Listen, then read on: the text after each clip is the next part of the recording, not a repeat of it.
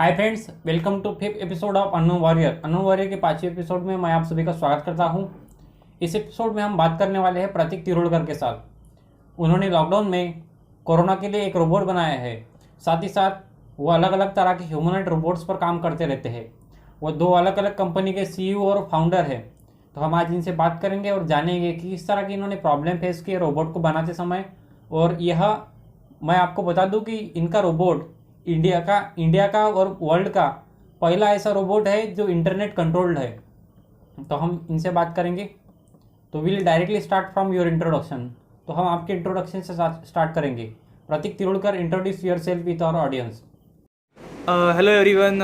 मेरा नाम प्रतीक तिरोड़कर है। मैं मुंबई का रहने वाला हूँ। मेरी उम्र 23 साल है और मैं PNT सॉल्यूशंस बिल्डमैप प्रोजेक्ट के दोनों कंपनी का CEO एंड फाउंडर हूँ। तो आपने इस लॉकडाउन में किन किन प्रोजेक्ट्स पर काम किया है?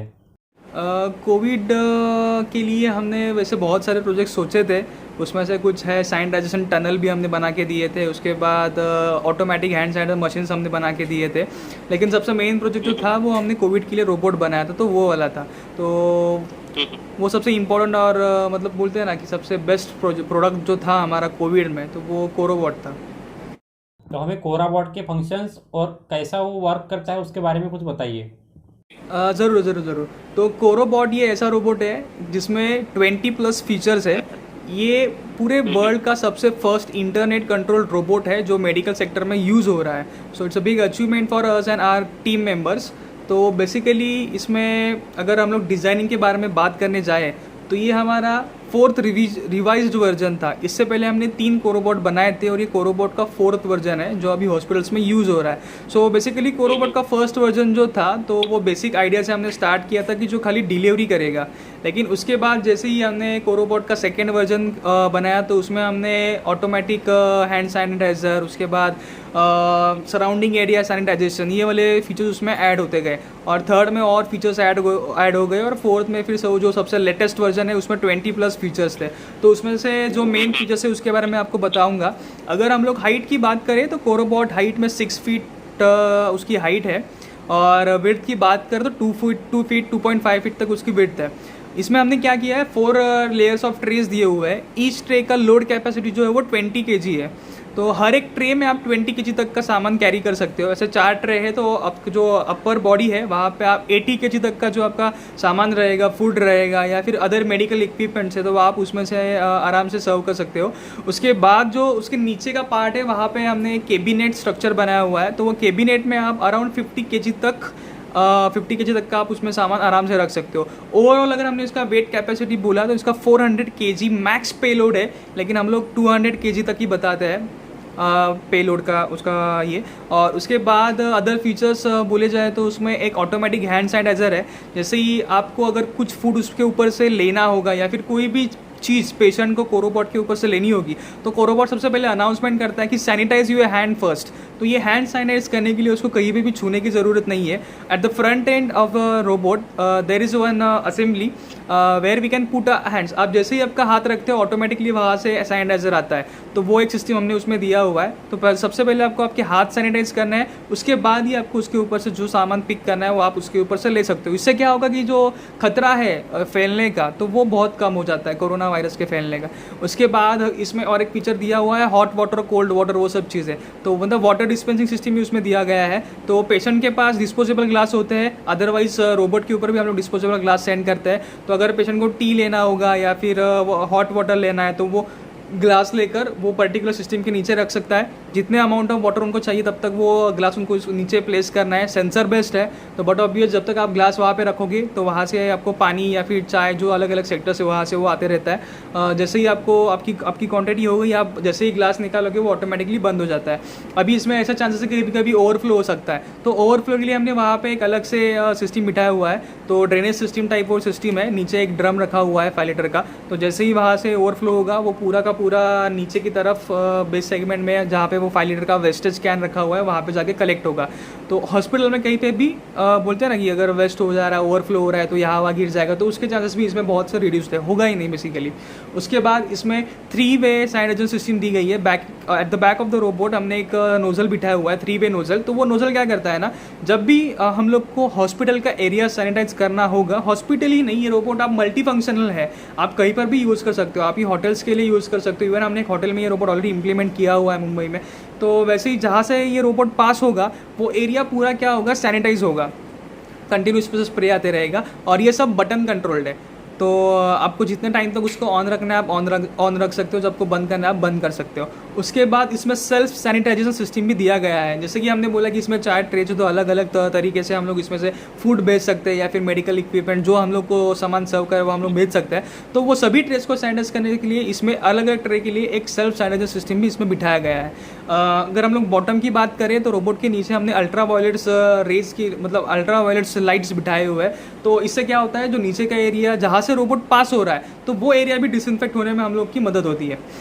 इसके अलावा अगर हम लोग बात करें तो इसमें 11 इंच की टच स्क्रीन हमने दी हुई है बेसिकली। तो ये टच इंटरफेस किसके लिए है, आप डॉक्टर के साथ इंटरेक्ट कर सकते हो, कहीं पे भी बैठे आप इंटरनेट के थ्रू डॉक्टर से कंसल्ट कर सकते हो। अगर डॉक्टर को किसी पेशेंट से बात करनी है तो डॉक्टर को उसके पास जाने की ज़रूरत नहीं है, यहीं से डॉक्टर उसके साथ बात कर सकता है। उसके बाद एंटरटेनमेंट पर्पस हमने वो दिया हुआ है। जैसे कि हम लोग देखते हैं कि छोटे बच्चे भी कोविड-19 की वजह से एडमिट हो जाते हैं, हॉस्पिटल हो जाते हैं, तो उनको एंटरटेनमेंट के लिए हमने ये एक टैब दिया है जिसमें वो बच्चे कार्टून देख सकते हैं, अलग अलग तरीके से वीडियोस प्ले कर सकते हैं। अगर किसी को न्यूज़ देखना है तो वो लोग न्यूज़ भी देख सकते हैं। मतलब एक मल्टी फंक्शनल एक डिवाइस हमने उसमें बिठाया है। So how you started your journey in robotics? आपने आपकी जर्नी कैसे स्टार्ट की रोबोटिक्स में? जर्नी कैसे स्टार्ट की, तो बोला जाए तो हम लोग 2016 से मैं ये सब चीज़ों में हूँ, not only in robotics but in automation and in latest and trending technology. हम लोग AR VR के ऊपर भी वर्क करते हैं, हम लोग 3D प्रिंटिंग के ऊपर भी वर्क करते हैं। उसके बाद 3D गेमिंग के ऊपर हम लोग का काम होता है। उसके अलावा हम लोग UAVs और ड्रोन्स वो चीज़ों में भी है। तो वो भी हमने कोविड में वो भी किया था कि ड्रोन के थ्रू शूटिंग वगैरह होता है, वो भी हमने यहाँ के पुलिस लोगों के साथ मिलके किया हुआ था। तो अलग अलग तरीके से हम लोग उसमें काम करते रहते हैं। तो 4 सालों से हम लोग लेटेस्ट टेक्नोलॉजी पे वर्क करते हैं, नॉट ओनली इन रोबोटिक्स तो एक डोमेन है जिसमें हम लोग वर्क करते हैं, लेकिन इसके अलावा हम लोग क्या बाकी की भी चीज़ें हैं, एंड्रॉयड ऐप डेवलपमेंट है, वो सब चीज़ें भी है। तो 2 सेक्टर्स है एक्चुअली, बोला जाए तो 3 सेक्टर्स है। एक बिल्ड माई प्रोजेक्ट जहाँ से मैंने मेरा स्टार्टअप 2016 में स्टार्ट किया था।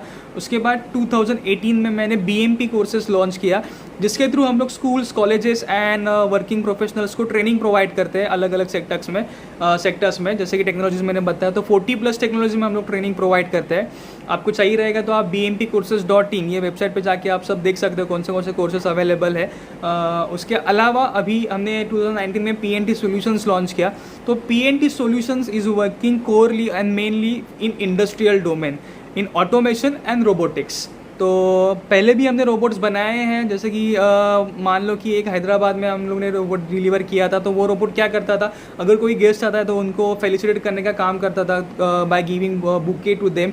देन उसके बाद उसमें मैपिंग भी दिया गया था। तो अगर कोई न्यू गेस्ट आ रहा है तो उसका इंटरेक्ट करता था, उसको अलग अलग चीज़ें अपने कॉलेज के बारे में बताता था। तो ये हमने बनाया था। उसके बाद टेक महिंद्रा के लिए हमने एक यूवो नाम का रोबोट बनाया था, जो पुणे में हमने दिया है। तो वो फर्स्ट HR रोबोट है।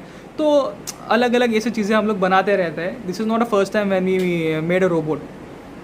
तो हमने आपको ह्यूमनॉइड रोबोट्स में भी काम करते हुए देखा है, तो ह्यूमनॉइड रोबोट्स के बारे में कुछ बताइए। ह्यूमनॉइड रोबोट के बारे में अगर हमने हमने बात किया तो बेसिकली हमने 7 से 8 डिफरेंट ह्यूमनॉइड रोबोट्स बनाया हुआ है।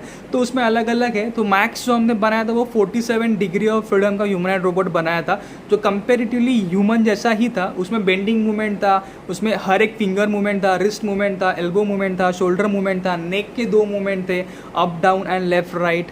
तो ऐसा अलग अलग चीज़ें उसमें थी। What are your upcoming plans? आपके आने वाले कौन से प्लान्स हैं?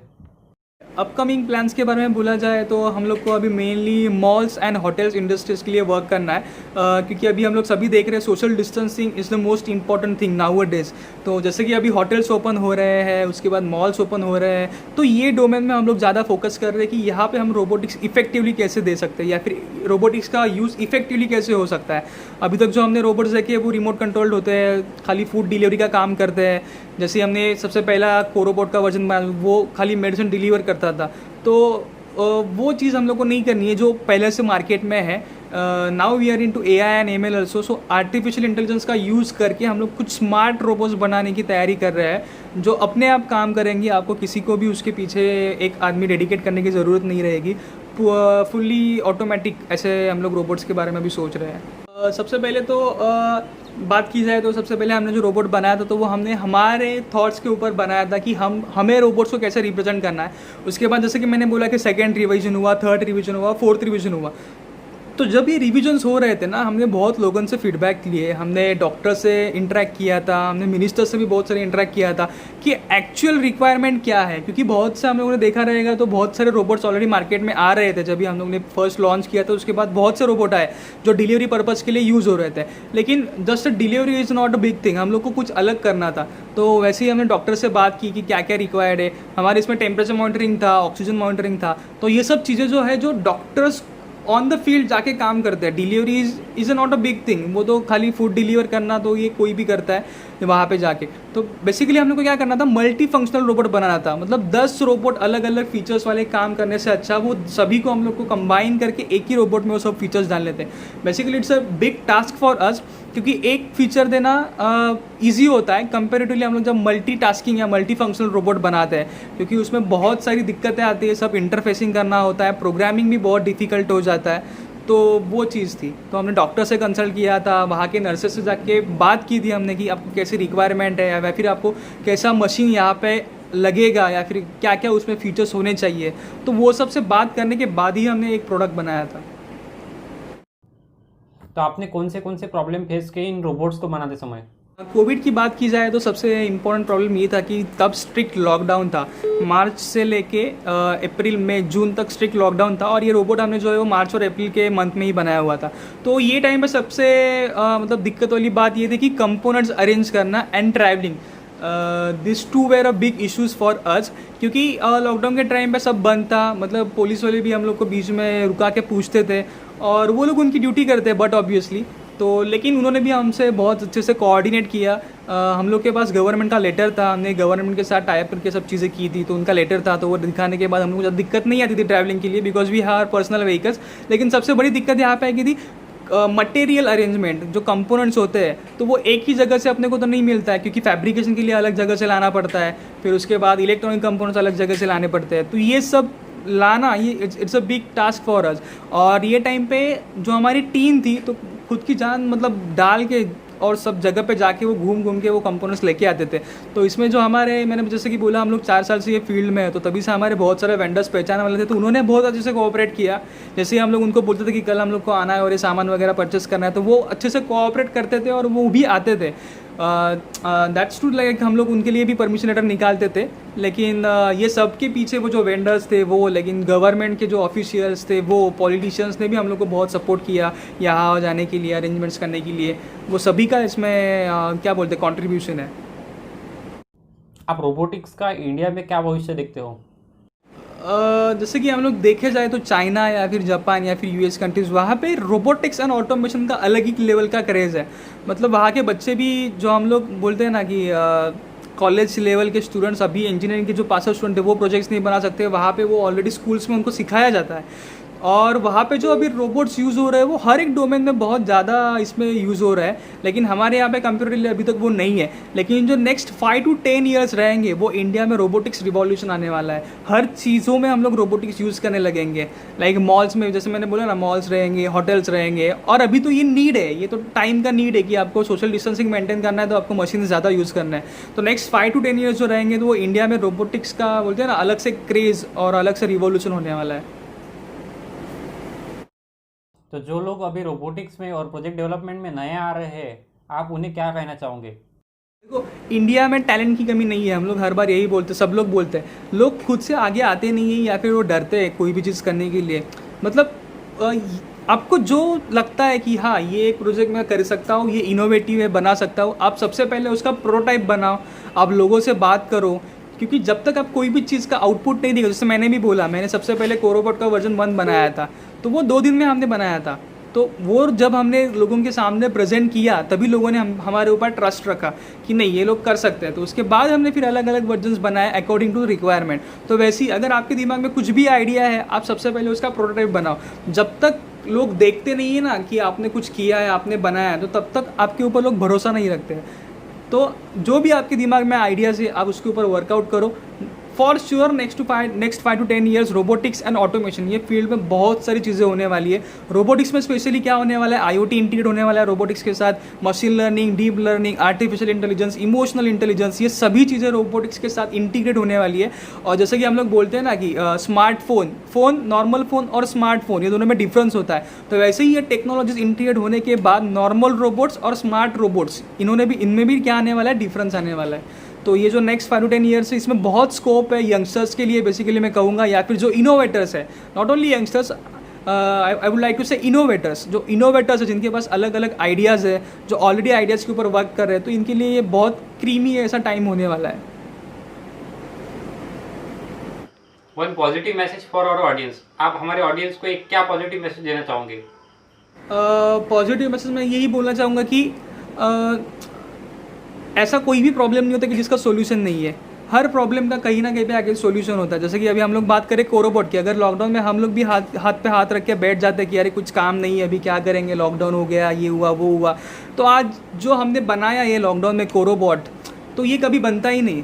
तो जो प्रॉब्लम है उसके ऊपर आप सोल्यूशन ढूंढना ट्राई करो। जैसे कि अभी हमने प्रॉब्लम फाइंड आउट किया है कि अभी सोशल डिस्टेंसिंग एक प्रॉब्लम आ रहा है, क्योंकि तभी न्यूज़ पे भी चल रहा था कि नर्सेस, वार्ड बॉयज़ काम करने से डर रहे हैं हॉस्पिटल्स में, वो जा नहीं रहे। तो ये टाइम पे क्या रिक्वायरमेंट था कि वहाँ पे ऐसा मशीन हो कि जो ये लोग को हेल्प आउट करे। तो हमने ये प्रॉब्लम फाउंड आउट किया, उसके ऊपर हमने उनको सोल्यूशन दिया। तो बट ऑब्वियस हम लोग का मार्केट में अभी आज अच्छा खासा स्टैंड बन गया। हम लोग को इंडिया से नहीं, आउट ऑफ इंडिया से भी कॉन्टैक्ट्स कर रहे थे लोग। So that is the thing, आप कभी भी निगेटिविटी नहीं लाना है। सेल्फ मोटिवेशन, ये सबसे बोलते हैं ना एक की जो होता है सक्सेस का, तो वो सबसे इंपॉर्टेंट की फीचर है कि सेल्फ मोटिवेशन। कभी भी खुद को डीमोटिवेट नहीं होने देना है, सेल्फ मोटिवेट रहना है। और जो भी आपको प्रॉब्लम आता है उसके ऊपर सोल्यूशन फाइंड आउट करो, ना कि वो प्रॉब्लम क्यों आया ये फाइंड आउट करने से अच्छा उसके ऊपर सोल्यूशन फाइंड आउट करना कभी भी अच्छा है। Thank you Prateek Tirodkar for joining us in real mentor talk, and thank you for your valuable time. Thank you so much for calling me on this platform. So through this I can send my message to all youths and youngsters and those who are watching your channel. So thank you so much for that. You are real warrior. We will be back soon with another video. Stay tuned with Reinventor.